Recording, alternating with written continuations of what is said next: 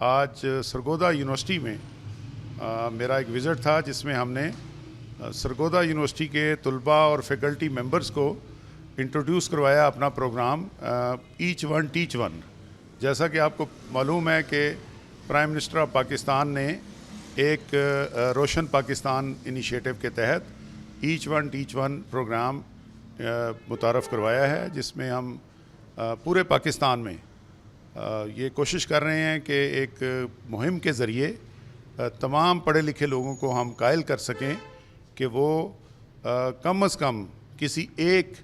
नाखानदा फ़र्द को खानदा बनाएं, एक इलिटरेट को लिटरेट बनाएं। तो इस मुहिम में सरगोदा यकीनन एक लीड रोल अदा करेगा और मैंने सरगोदा यूनिवर्सिटी के वाइस चांसलर साहब को भी रिक्वेस्ट की है और हमारे जो सरगोदा हमारे NCHDS सरगोदा के जो इंचार्ज हैं झावरी साहब, इनसे भी रिक्वेस्ट की है कि ये लीड रोल अदा करें और ये यहाँ पे यूनियन कौंसिल लेवल के ऊपर ये जो हमारे इलिटरेट बहन भाई हैं